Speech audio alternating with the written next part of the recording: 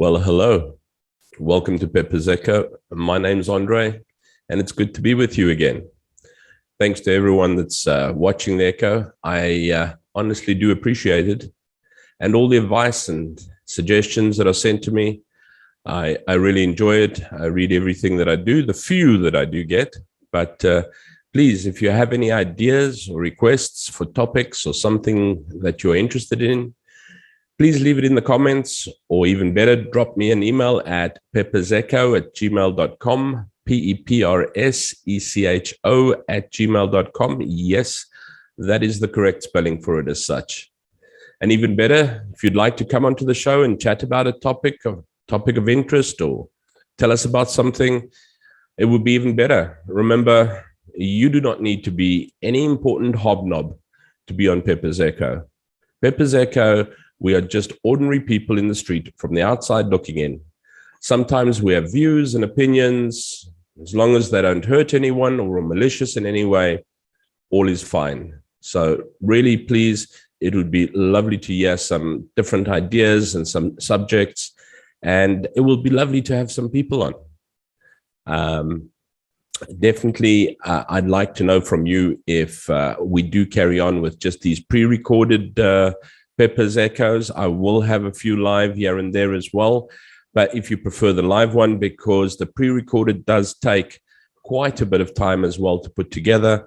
But if you enjoy it, please do so. Do let me know, and please let your friends know so that we can actually up the subscriber base and maybe get a few more viewers as we go along. Well, first of all, I would love to wish Lynn from Dizzy's Moments a very, very happy and blessed birthday. You had one this weekend, and I hope you were blessed right out of your socks, and that you have an absolutely, absolutely awesome weekend, a year ahead of you. It'd be lovely. And guys, please don't forget to pop over to Dizzy's Moments stream. She's currently running a fantastic stream on a really good course, which is online. I myself am just struggling to meet the timelines of that, because it means I have to be awake at 1 a.m. And at my age, if you're awake at 1 a.m, it only means one thing, and that is your bladder's full. But before we continue, please don't forget to like, subscribe, and share this video, as it's the only way that I am able to get my streams out there. Also, please feel free to drop me an email if you like. I really, really enjoy hearing from you.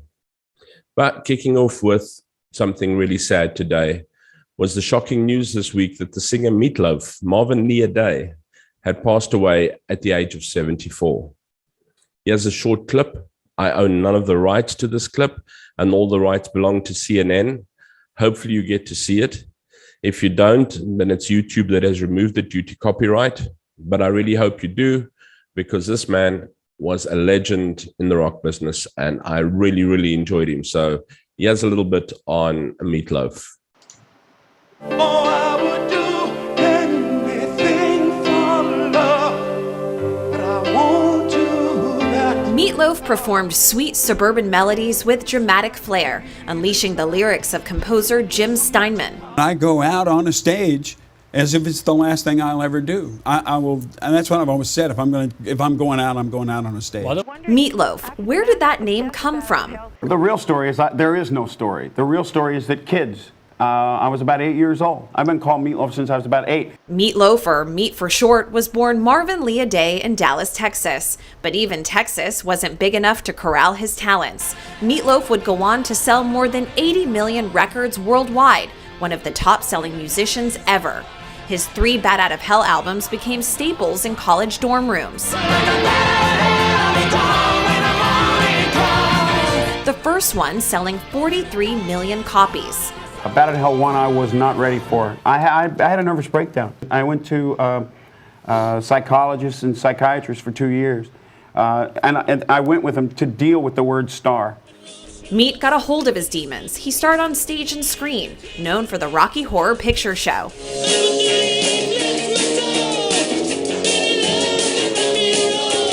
And Bob Paulson in Fight Club. First rule is, I'm not supposed to talk about it. And the second rule is, I'm not supposed to talk about it. And the third rule is... Bob, I'm a member. Off-screen, he married twice, became a father to 2 daughters. And Meatloaf entered reality TV, Donald Trump's Celebrity Apprentice. In an infamous episode, he blistered Gary Busey. You look in my eyes, I am the last person in the world you ever wanna with! Such harsh yelling, a stark contrast to what launched Meatloaf to international adoration. That operatic voice. Oh, I would do anything for love, but I won't do that. No, no, I won't do that.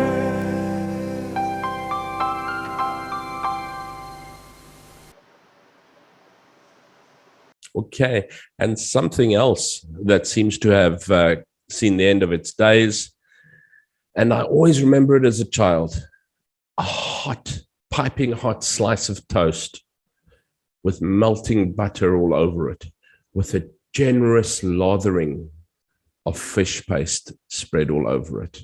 Remember that? Yeah, and from the 21st of December, Pioneer Foods have stopped producing Pex anchovette and red roe fish paste in South Africa. Pex may be found somewhere in the world again, as I stand corrected, but I do believe that it is from the UK. But red roe is SA. Both are no longer available in South Africa. And all that are left are those wonderful childhood memories. One last thing before I go on to today's topic. You thought Karate Kali was just a myth or a good South African movie? Well, think again. Here is a short clip of Karate Kali in his new career as Karate Cop. Once again, I don't own any rights to this footage. It all belongs to News 24. It was a good chuckle to see that some of our cops can wax on and wax off, although this dude seems to be waxed out afterwards. But I hope you get to see this clip and that it isn't copyright removed. But take a look. It's actually quite a good chuckle.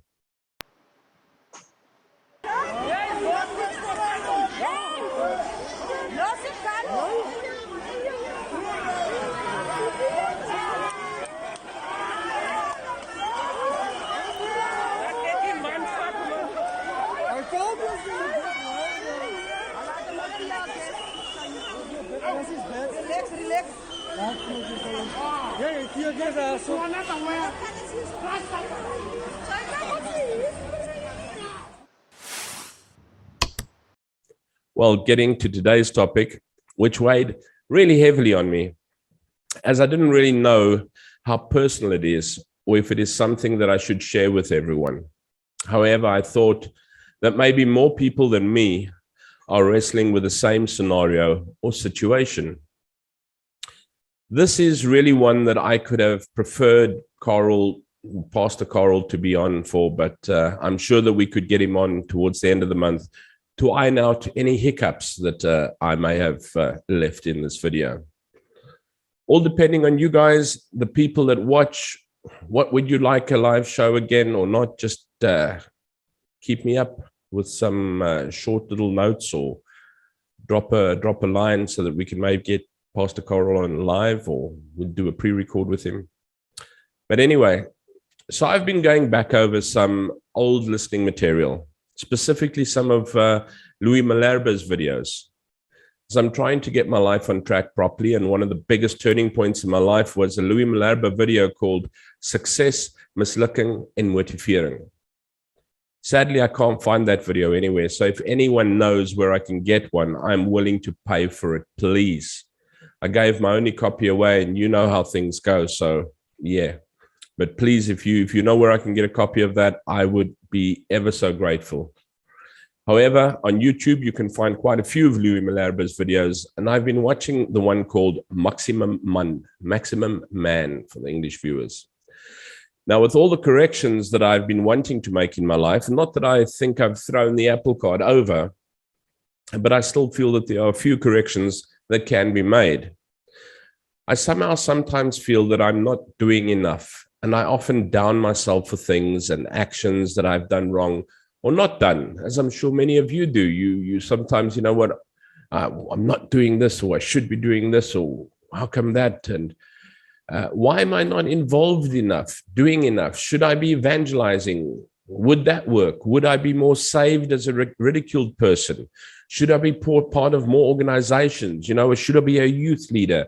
Should I be an elder in the church? Should I be part of this NGO? Should I join a charity? Should I, am I doing enough? Well, this one part in the video struck me, and let's take a look. Once again, no rights owned by me, so let's hope it doesn't get a copyright cut. But take a look. Een van die dinge wat die Here met my gedeel het in die hospitaal is, dit was vir my 'n skok. Want ek meen, hier is ek besig as 'n sakeman om 90% van my tyd af te staan aan die dinge van die Here. 4, 5, party weke 6 seminare. En hier kom ek op die idee en die oortuiging dat die Here vir my sê, jy het so besig geword met die dinge van die Here, dat jy nie meer besig is met die Here van die dinge nie. Jy het so besig geword met die dinge van die Here, dat jy nie meer besig is met die Here van die dinge nie.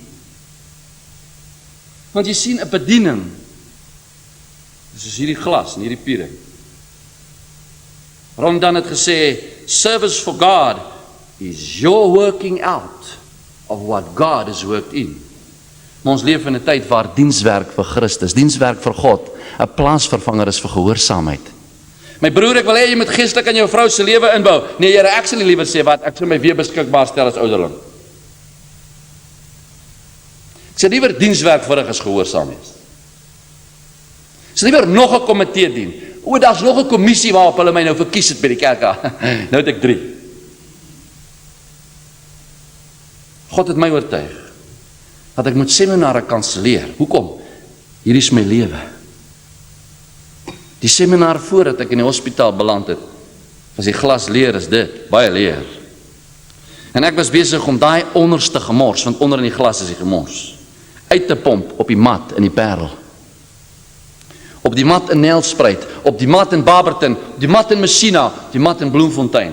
En die mense was besig om te kry van wat onder in die glas lê. Toe sê die Here, kom ons maak jou glas vol. Kom ons stop en dan vul ons jou beker. Tot bo, en as hy oorloop, dan is die eerste wat opvang is jou piering. Jou vrou en jou kinders drink dan van die oorvloed van my en jou verhouding. Dit wat oorloop. En dis die beste, dis die room wat oorloop. En dan hou ons jou beker vol, en as die piering uiteindelik oorloop, en is nog steeds room, dan kry die tafeldoek, dis jou gemeente, jou wijk, en as die tafeldoek deurtrek is, en die room loop nog steeds oor, want onthou, ons gaan nou baie minder seminare hou, maximum 1 week, eintlik net 2 maand,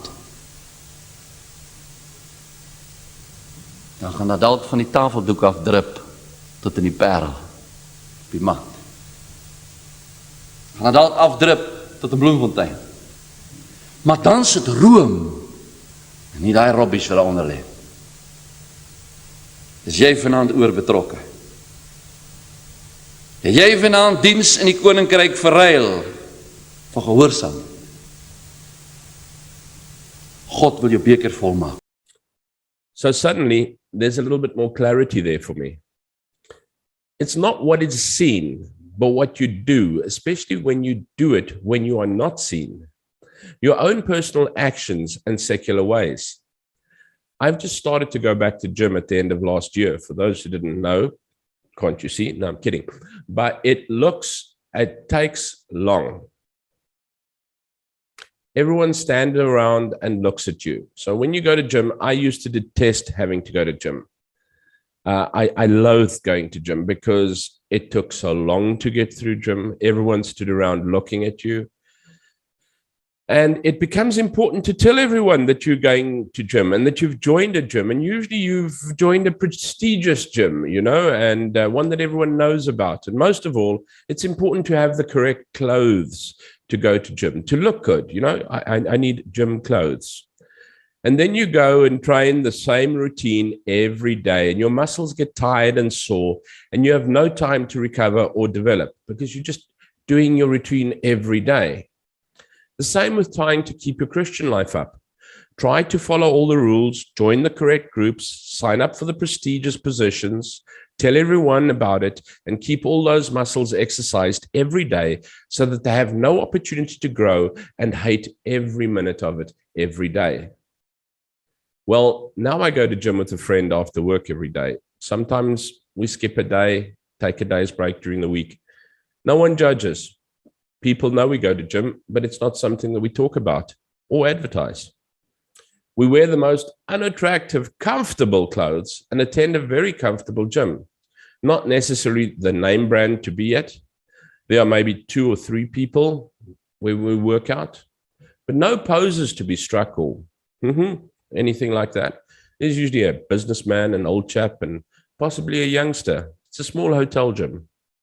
We work out for 35 to 40 minutes a day without standing around, and also work one set of muscles, thereby giving the other a chance to relax and grow during their days off. So we'll work one set of muscles today, another set tomorrow, the other set the next day, and another set the day after that. And after about 4 days, we'll start with the same set again. And that way, you actually are making your day interesting. You're not standing around for hours, and you're also giving your muscles a chance to develop and grow and stretch into what you're developing into.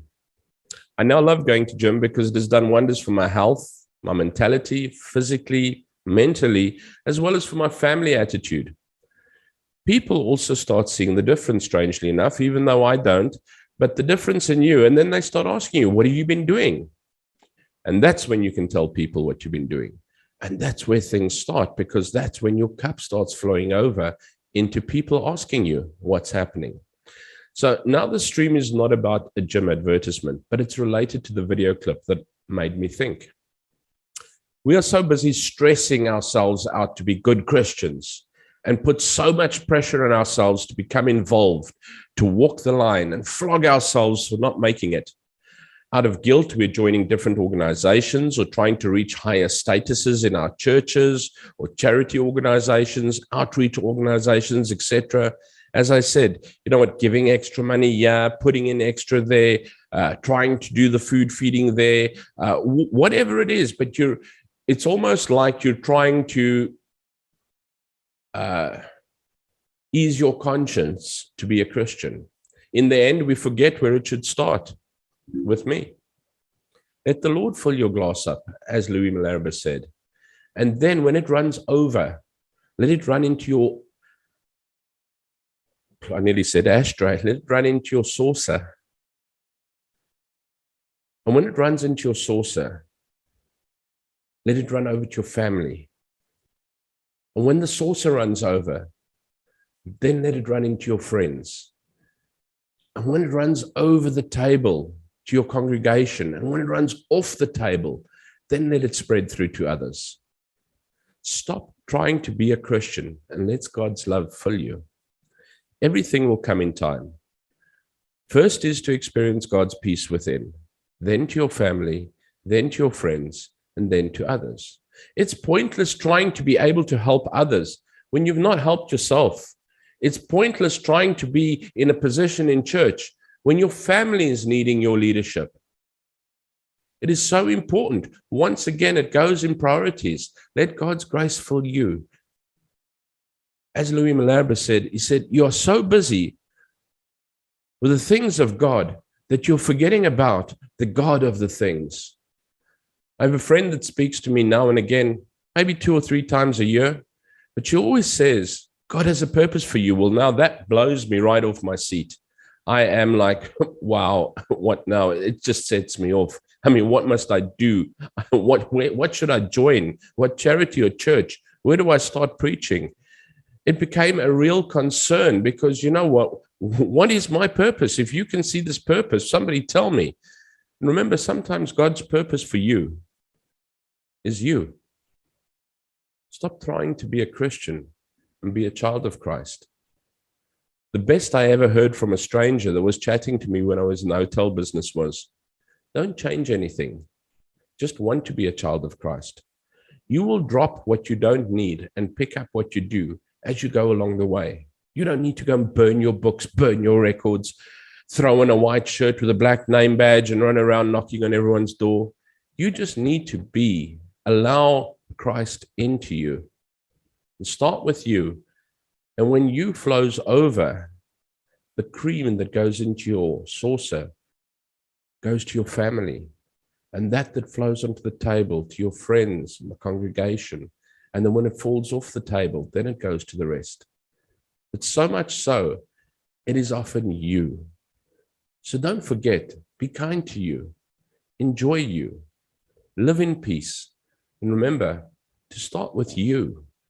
Stop trying to be a Christian and be a child of Christ. Stop trying to show, stop trying to need to be sitting in that high up place. You don't need to preach, you just need to live the life. And allow yourself mistakes. You are human. God's grace allows for it too. But stop trying to show it by reaching over your family, your friends, your congregation, your people, to try and show you're a Christian. Start with you. Be kind to you. Enjoy you. Live in peace. Remember to start with you. Take care. Be good. And if you can't be good, remember, be kind. Cheers.